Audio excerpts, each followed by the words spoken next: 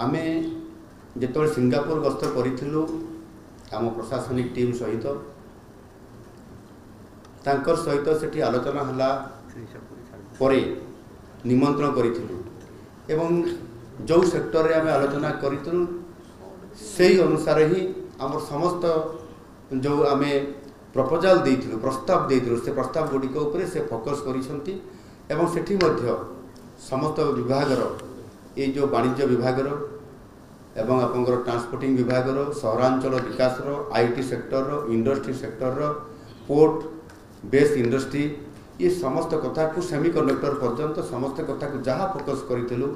से आधार रे ही आमे आलोचना कला परे राष्ट्रपति महोदय को निमंत्रण कला परे सेमाने स्वतंत्रता जहाँ देइथिले आम कथा को रक्षा करथिले एवं आज आलोचना हेछि या परे मध्य आहुरी अनेक सेक्टर रे मध्य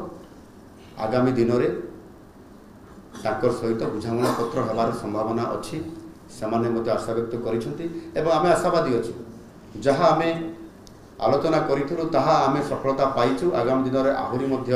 अनेक विभागर निश्चित भाव रे एथिरे आमे ताकर सहित बुझामणा करिवार आलोचना जारी रही एवं निश्चित भाव में ताहा संभावना हो पार एवं आजिर ये गस्त फल आमर जो उत्कर्ष ओडिशा जो भाव में आम करने जाऊँ 28-29 तारीख रे मेक इन ओडिशा कनक्लेव ता उपरे बहुत सुदूर प्रसारी प्रभाव पड़ा आरंभ करिछि एवं अनेक उद्योगी निवेशकारी सेमाने मध्य आमर सहित जोगाजोग रे सेमाने एबे गोटे प्रकार सेमाने प्रतियोगिता आधार रे सेमाने आम सहित संपर्क रखुछंती एवं निश्चित भाव रे आगामी दिन रे आमर जो लक्ष्य अछि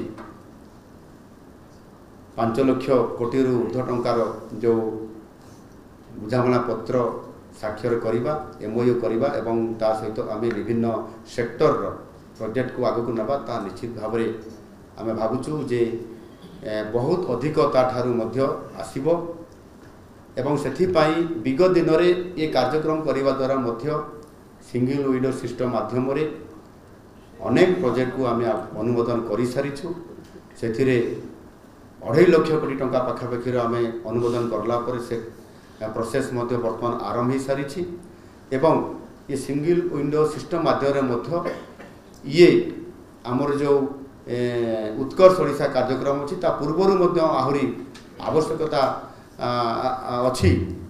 पूर्वर आहुरी आमे सिंगल विंडो सिस्टम माध्यम किसी अनुमोदन करने एवं मेक इन ओडिशा कनक्लेव जिते उत्कर्ष ओडिशा आसीजिव निश्चित भाव में निजे माननीय प्रधानमंत्री जी आसवाई से आमको से खबर करिसेंती मेसेज देइछंती एणु सारा विश्वर जो माने बड़ बड़ निवेशकारी अच्छी एवं भारत वर्षर से बर्तमान ओडिशा उपरे फोकस करुछंती जेते बेले आज आप देखंतु ये वास्तव कथा होउछि जे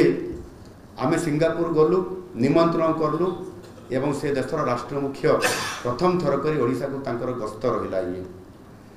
आज जेते बेले सिंगापुर राष्ट्र मुख्य राष्ट्रपति एटी गस्त करछंती ओडिशा को सेते बेले अन्य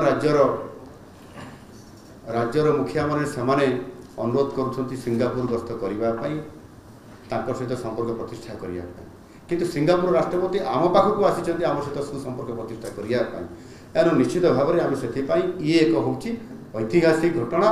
एवं आमे आज ताहा सफलतार शीर्ष आड़ को जाऊँ आउ से निश्चित भाव में सफलता लाभ करूँ से ओडिशार 4.5 कोटी जनसाधारण सहयोग आशीर्वाद एवं महाप्रभु जगन्नाथ आशीर्वाद सहित आपण मैंने जो मैंने आज ये गणमाध्यम दायित्व और नेतृत्व नौकरी गणतंत्र चतुर्थ स्तंभ हिसाब से आपण मान बहुत भूमिका अच्छी अवदान अच्छी आपण मैंने जो काम करुशार डेवलपमेंट पाई ओडिशार मंगल पाई ओडिशा को आगू नेबापाई ताहा निश्चित भाव में आपण मानकर सहयोग एवं समस्त ये वार्ता को मध्य जेभली भाव में आपण माने कम्युनिकेट करुछंती आगामी दिन में सफलतार शीर्ष में पहुँचापी आ बेसी दिन नुह निश्चित भाव में ओडिशा समृद्ध ओडिशा रे परिणत हम नुआ ओडिशा हम एवं से ओडिशा को आमे भारत वर्षर श्रेष्ठ पांचटी राज्य आमे सामिल कर अर्थनैतिक क्षेत्र में भित्तिभूमि क्षेत्र में और बेसी दिन नुह निश्चित भाव में जो गुरुदायित्व आमको दिखाई सफल नेतृत्व आम दे पार। धन्यवाद।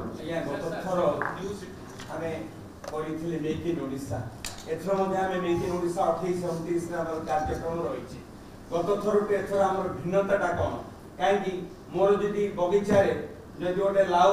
तार ओजन है केजी टेकी आसबनी देखापी 10 केजी जी ओजनटा हुए लोक मैंने भावे एत बड़ गोटे लाउ फल चाल अशोक पंडा घर जाए देखिए आसो तो एथर भिन्नता चमकटा कौन रत थर तुलना देखु एथर भिन्नता जे गत सरकार कहते आमे कथारे नुहे काम विश्वास करूँ किंतु केते तांकर कथा नुह करी जो काम करले तार जवाब तो ओडिशा जनसाधारण दे सारी किंतु आमको देखंतु गत 6 मास भितर 6 मास भितर आमे को प्रतिश्रुति देइतलु आ ताकू पूरण करिछु कि नाही आमे लाउ फड़ेछु कि नाही आमे कखारु आनिकरी लोकंक पाखरे पहुंचाई पारिछु कि नाही ये तार वास्तवता जोंतरे कि कृषक मानकर पाई कथा कहंतु बा महिला सशक्तिकरण कथा कहंतु बा आमे इन्वेस्टमेंट करिया पाई कथा भी कहतु जहाँकि मुझे आपरे रखिली जे एठी आमे सिंगल विंडो सिस्टम माध्यम अनुमोदन करी आमे एठी स्वतंत्रता देइछु एवं से इन्वेस्टमेंट प्रक्रियाकरण आरंभ होइछि ये कथा सत्य कि नुह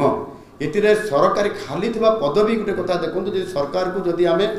म्यान पावर बल जदि सरकार ठीक भाव में गुड गवर्नेंस चलई परिबा ताहले मध्य हमको म्यान पावर दरकार। गत सरकार खाली थिबा पदवी सेमिति रखी दउथिले एवं सरप्लस बजेट करुथिले आज आमे ये पर्यंत आमे नियुक्ति मेला माध्यम 20,000 रु अधिक नियुक्ति करि सारिछु आगामी आउ किछि दिन भितर आउ 20,000 नियुक्ति करिबु म्यान पावर बढ़ेबु भित्तिभूमि को सुदृढ़ करिया पई हेले मध्ये म्यान पावर आवश्यकता अछि एणु एथिरे 6 मास भितर आम लाउ फड़िबा आपंकर कथा अनुसार से कथा को भी यह निश्चित भाव में आप बुझी पारुथिबे जे आम सरकार कथा देइथिले कथा रखिले लोकंकर पाई। धन्यवाद।